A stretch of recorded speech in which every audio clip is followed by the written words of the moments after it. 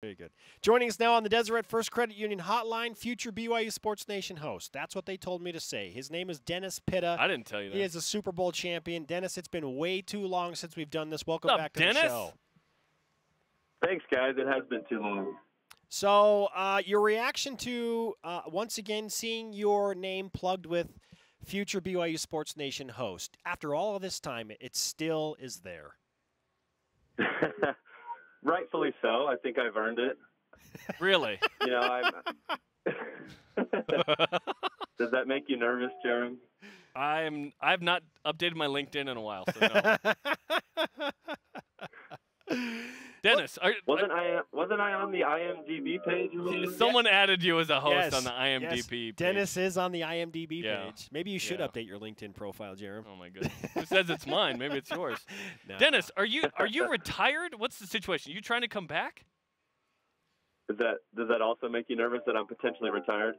No, because you're a millionaire. No. You know what? I'm not officially retired, so I'm not going to say I'm retired, but you know, I'm fresh off my third hip injury, and you know, my football outlook isn't looking as good as my broadcasting, you know, BYU Sports Nation outlook. Okay. Got to get a second source on that one. Dennis, in all seriousness, how are you feeling right now, man? How is the status of the injury, and how's your health? Honestly, I feel good. You know, I'm about 12 weeks out of surgery and, you know, moving around great, feeling good. You know, I'm going to start some rehabilitation here just to get my strength back and to make sure I can, you know, feel good and live a long, healthy life. But, you know, other than that, I feel really good and, you know, no complaints on my end. That's fantastic news. Okay, we've got a little bit of feedback. It sounds kind of like you're in the twilight zone, so we're going to reconnect with you and bring you back. And just to make Jeremy a little bit more nervous, I'm not nervous. We'll make the second part of this interview your official tryout to be a host. All right, guys. Okay, we'll talk to you in a second. Yeah, I think he's in the Upside Down. Stranger right Things. Yeah, October 27th. It kind of sounds like 2. that, right? Yeah, the producers of that show are like, oh, this is a good idea.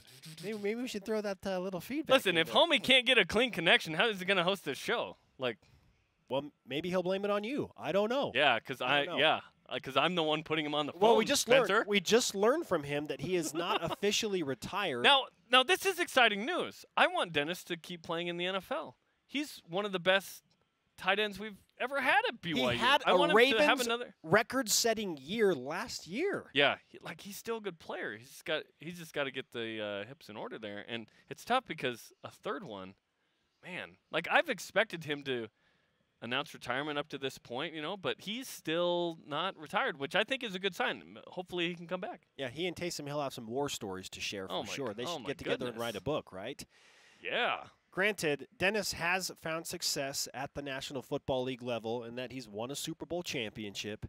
He has set the Ravens team record, and, I mean, he got the contract to show for it. He signed a 4-year, $32 million contract. That's why I think he has no business being here. Okay, part 2. Now we're going to ask him the hard questions. Now, to see if he that can was hang, right? that was just a warm-up. See if he can hang. Couple Dennis, swings in the cage. are you there? Do we have you back? Yeah. Okay, here we go. Okay? Crisp. You're out of the Upside Down from Stranger Things. You're back in our reality. You opened up the 2008 season with an FCS opponent. What is it like to play a lower division opponent in that first game? Well, you know, I like playing them in the first game because I don't think there's a lot of letdown that's going to happen with, you know, an FCS opponent, which may typically happen later on in the season. Now, with ours, I really liked that game because I think I had, 213 yards receiving, something like that. So I enjoyed that first opponent. But, you know, I do like how the schedule's set up, where we get an opportunity to come out, play a team like Portland State, a team that we should beat. But, you know, you still have those same emotional highs of a first football game, a season opener. And so there shouldn't be any letdown emotionally. There shouldn't be any letdown physically. You know, we should come out and roll these guys and set ourselves up confidently to go into next week against LSU. Now, that's my next question. Is this week all about LSU, or is there more to this game? No, to be honest, it's about Portland State, and I think you have to approach it as such. If you're looking towards LSU and looking just to position yourself well next week against LSU, you might get surprised a little bit. We've seen it happen more than once in college football, and I think you just have to focus on this game. And I don't think that's going to be hard to do for these guys. Like I said, when you're opening up a season, there's so much emotion and so much anxiety that goes into this game that you're doing everything you can to make a good first impression. Whether you're an unproven player or a player that's, we have high expectations for, this is a game where you set the standard for what your season's going to be. Dennis Pitta, 11 catches, 213 yards for an average of 19.4 in that blowout win over Northern Iowa in 2008. That's well studied, Jerem. That's the sign of a polished veteran right there, bringing up specific numbers.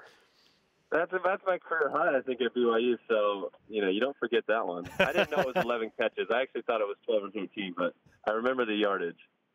Dennis Pitta with us on BYU Sports Nation. It is football eve at Lavelle Edwards Stadium.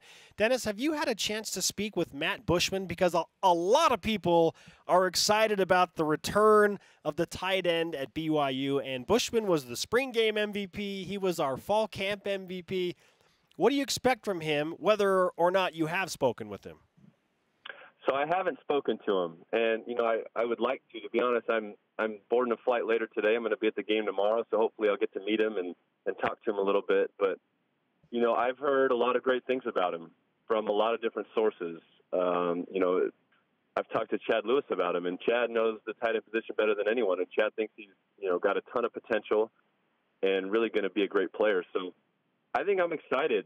Finally to watch some tight ends get out there and contribute in this offense will be fun to watch. But I've got high expectations for Matt. I got to watch him a little bit in the spring game, and he looked really good. He looked smooth. He looked like he caught the ball really well and confidently, and should be a big weapon for Tanner this season.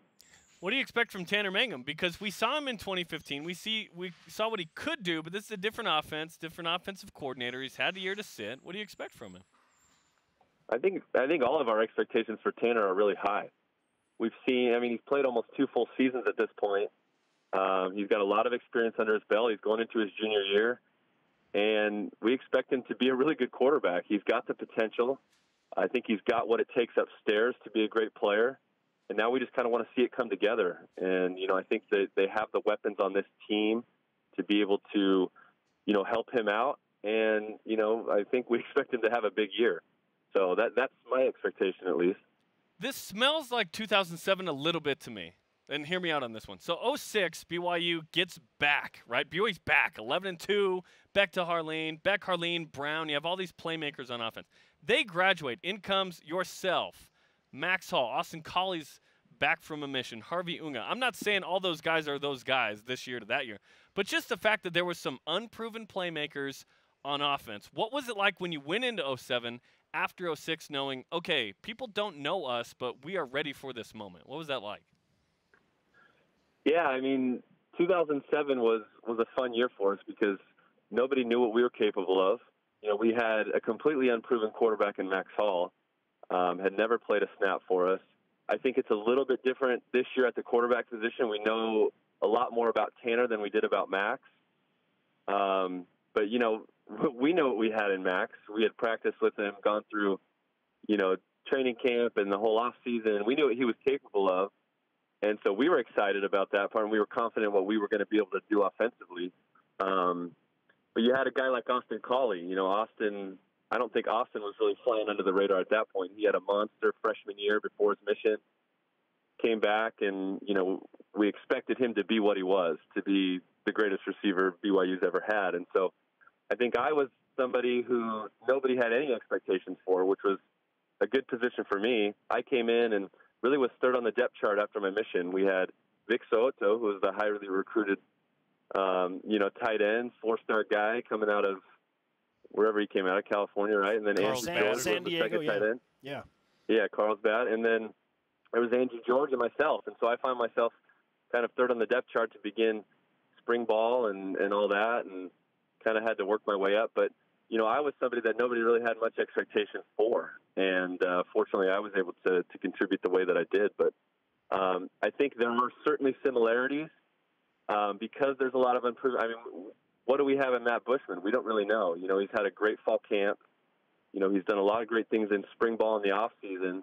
Now, can he put it together in the regular season when it really counts and the lights come on? I think he can, but that's still yet to be proven. And, you know, I think we know what we have in Tanner, and I don't know if we know what we have at running back, to be honest. So, and I don't think we knew really what Harvey was all about, you know, going into that year. We knew he was a capable player, but I don't think we knew he was as dynamic, you know, out of the backfield as a receiver as he was running through the tackles. So a lot of similarities, but, you know, some differences there as well. While we're drawing parallels, the LSU game, neutral site, NFL Stadium in Texas, feels an awfully lot like that 2009 matchup with Oklahoma in Jerry's world. What was that experience like, and what advice from that game would you give to this year's BYU team as they head down after this week to take on the Tigers? I think the best advice I could give is knock out the starting quarterback. You'll be all right. Is Colby Clausen available for the LSU game? Bring in Colby. You know, honestly, that was it was such a fun game, and so much energy around that game. It feels a lot like that, to be honest. You know, in a neutral NFL stadium, you know, it's going to be predominantly LSU fans, which I think, you know, it's fun for us as BYU players. You know, it's going to kind of enhance the moment for us, and you know, it's one of those games that you got nothing to lose. You know, I don't think anybody's going to predict us to beat LSU in that game, and so you can go out and play relaxed and loose and confident, and whatever happens, happens. For us, you know, the ball kind of went our way a couple times, and we knocked the Heisman Trophy winner out of the game, and, you know, we were able to close it out at the end. And so, you know, anytime you go into a game like that, you always have a chance. Dennis, we are stoked to do this once a week. Fridays with Dennis is what we're going to call this. And just to point out, you said you were third on the depth chart when you got to BYU as a tight end. Well, in a way, you're kind of third on the depth chart as the BYU Sports Nation host. So, but look what happened. You tell Jason Shepard. In my mind, I'm at least second right now. You got to play like you got to act like you're the starter. Yeah, we get it. Yeah. Dennis, great stuff, man. Yeah. Safe travels, safe flight. We'll talk to you tomorrow. And thanks again for joining the lineup in the fall every Friday. All right, thanks, guys. It'll be fun. We'll see you at the game tomorrow. You got it. Dennis Pitta on the Deseret First Credit Union Hotline. Deseret First, your values, your timeline, your financial future.